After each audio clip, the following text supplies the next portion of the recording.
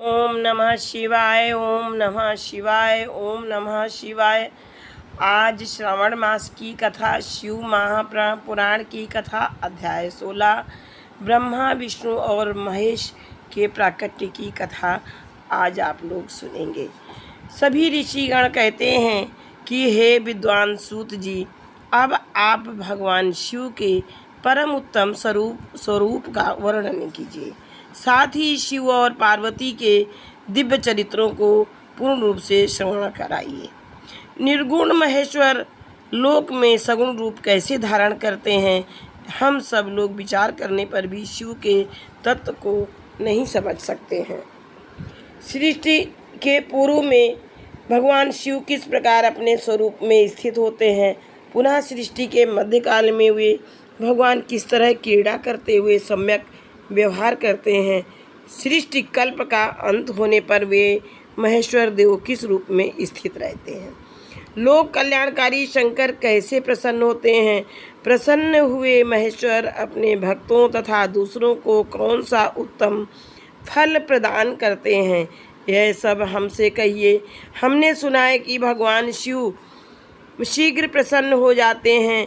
वे महान दयालु हैं, इसलिए वे अपने भक्तों का कष्ट नहीं देख सकते। ब्रह्मा विष्णु और महेश ये तीनों देवता शिव के ही अंग से प्रकट हुए हैं, अर्थात उत्पन्न हुए हैं।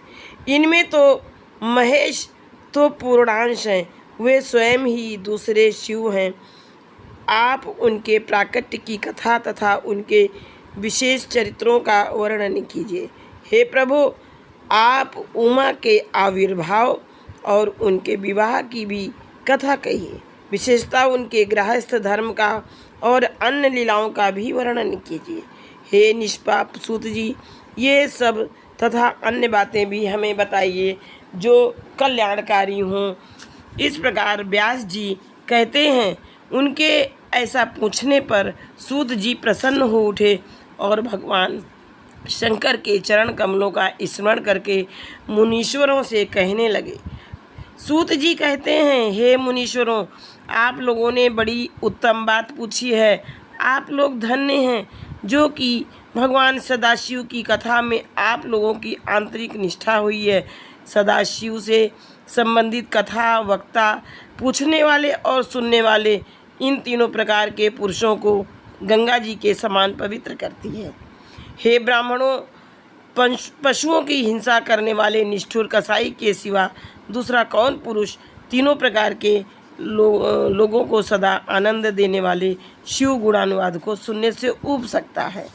जिनके मन में कोई तृष्णा नहीं है, ऐसे महात्मा पुरुष भगवान शिव के उन गुणों का गान करते हैं, क्योंकि वह संसार रूपी रोग की दवा है, मन तथा कानों को प्रिय लगने वाला है और संपूर्ण मनोरथों को देने वाला है। हे विद्वानों, आप लोगों के प्रश्न के अनुसार मैं यथा बुद्धि प्रयत्न पूर्वक शिव लीला का वर्णन करता हूँ। आप लोग आदर पूर्वक सुने। जैसे आप लोग पूछ रहे हैं, उसी प्रकार नारद जी ने शिव रूपी भगवान विष्णु से प्रेरित होकर अपने पिता ब्रह्मा जी से पूछा था। अपने पुत्र नारद का प्रश्न सुनकर शिव भक्त ब्रह्मा जी का चित्त प्रसन्न हो गया और वे उन मुनि श्रेष्ठ को हर्ष प्रदान करते हुए प्रेम पूर्वक भगवान शिव के यश का गान करने लगे। व्यास जी कहते हैं, सूत जी के द्वारा कथित उस वचन को सुनकर वे सभी श्रेष्ठ ब्राह्मण एवं सभा के लोग आश्चर्यचकित हो उठे और उन लोगों ने उस विषय को उनसे पूछा। ऋषिगण कहते हैं, हे सूत जी, हे महाभाग, हे शिव भक्तों में श्रेष्ठ, हे महामुने, आपके सुंदर वचन को सुनकर हमारे हृदय में कौतूहल हो रहा है। ब्रह्मा और नारद का यह महान सुख देने वाला संवाद क्या हुआ था, जिसमें संसार से मुक्ति प्रदान करने वाली शिव लीला वर्णित है। हे तात, प्रेम पूर्वक नारद के द्वारा पूछे गए उन प्रश्नों के अनुसार भगवान शंकर के यश का गुणानुवाद करने वाले ब्रह्मा और नारद के संवाद का वर्णन करें। आत्मज्ञानी उन मुनियों के ऐसे वचन को सुनकर प्रसन्न हुए सूत जी उस ब्रह्मा नारद के संवाद के अनुसार कही गई भगवान शिव कथा को कहने लगे। सूत जी कहते हैं, हे मुनियों, एक समय की बात है, ब्रह्मा जी के पुत्र मुनि शिरोमणि विनीत चित्त नारद जी ने तपस्या के लिए मन में विचार किया। हिमालय पर्वत में कोई एक परम शोभा संपन्न गुफा थी, जिसके निकट देव नदी गंगा निरंतर वेगपूर्वक बहती थी। वहाँ एक महान दिव्य आश्रम था, जो नाना प्रकार की शोभा से सुशोभित था। वे दिव्यदर्शी नारद जी तपस्या करने के लिए वहाँ गए। उस गुफा को देखकर मुनिवर नारद जी बड़े प्रसन्न हुए और सुदीर्घ काल तक वहाँ तपस्या करते रहे। उनका अंतःकरण शुद्ध था। वे दृढ़तापूर्वक आसन बांधकर मौन ही प्राणायाम पूर्वक समाधि में स्थित हो गए। हे विद्वानों, उन्होंने वह समाधि लगाई जिनमें ब्रह्म का साक्षात्कार करने वाला अहम ब्रह्मासि, मैं ब्रह्म हूँ, यह विज्ञान प्रकट होता है। मुनिवर नारद जी जब इस प्रकार तपस्या करने लगे, तब देवराज इंद्र कांप उठे और मानसिक संताप से व्याकुल हो उठे।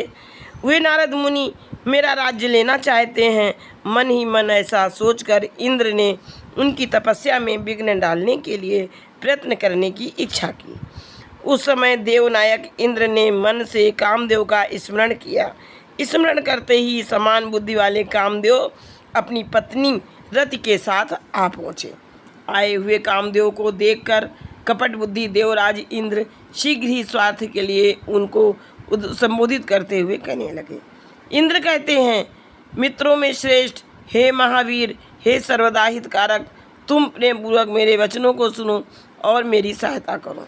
हे मित्र, तुम्हारे बल से मैंने बहुत लोगों की तपस्या का गर्व नष्ट किया है। तुम्हारी कृपा से ही मेरा यह राज्य स्थिर है।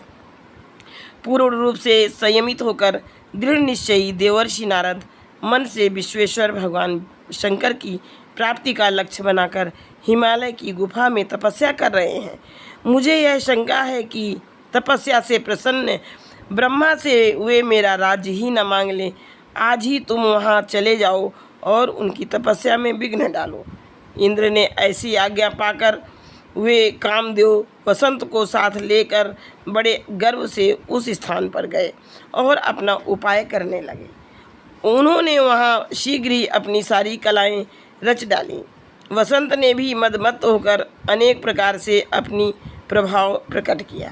हे मुनिवरों, कामदेव और वसंत के अथक प्रयत्न करने पर भी नारद मुनि के चित्त में विकार उत्पन्न नहीं हुआ। महादेव जी के अनुग्रह से उन दोनों का गर्व चूर हो गया। हे शौनक आदि महर्षियों, ऐसा होने में जो कारण था उसे आदरपूर्वक सुनिए। महादेव जी की कृपा से ही नारद मुनि पर कामदेव का कोई प्रभाव नहीं पड़ा। पहले उसी आश्रम में काम शत्रु भगवान शिव ने उत्तम तपस्या की थी और वहीं पर उन्होंने मुनियों की तपस्या का नाश करने वाले कामदेव को शीघ्र ही भस्म कर दिया था। उस समय रति ने कामदेव को पुनः जीवित करने के लिए देवताओं से प्रार्थना की थी। तब देवताओं ने समस्त लोगों का कल्याण करने वाले भगवान शंकर से याचना की। इस पर वे बोले, हे देवताओं, कुछ समय व्यतीत होने के बाद कामदेव जीवित तो हो जाएंगे, परंतु यहाँ उनका कोई उपाय नहीं चल सकेगा। हे अमरगण, यहाँ खड़े होकर लोग चारों ओर जितनी दूर तक की भूमि को नेत्रों से देख पाते हैं, वहाँ तक कामदेव के बाणों का प्रभाव नहीं चल सकेगा, इसमें कोई संशय नहीं है। भगवान शिव की इस उक्ति के अनुसार उस समय वहाँ नारद जी के प्रति कामदेव का अपना प्रभाव मिथ्या सिद्ध हुआ। वे शीघ्र ही स्वर्गलोक में इंद्र के पास लौट गए। वहाँ कामदेव ने अपना सारा वृत्तांत और मुनि का प्रभाव कह दिया। तत्पश्चात इंद्र की आज्ञा से वे बसंत के साथ अपने स्थान को लौट गए। उस समय देवराज इंद्र को बड़ा विस्मय हुआ। उन्होंने नारद जी की भूरी भूरी प्रशंसा की, परंतु शिव की माया से मोहित होने के कारण वे उस पूर्व वृत्तांत का स्मरण न कर सके। वास्तव में इस संसार में सभी प्राणियों के लिए शंभु की माया को जानना अत्यंत कठिन है। जिसने अपने आप को शिव को समर्पित कर दिया है, उस भक्त को छोड़कर शेष संपूर्ण जगत उनकी माया से मोहित हो जाता है। नारद जी भी भगवान शंकर की कृपा से वहाँ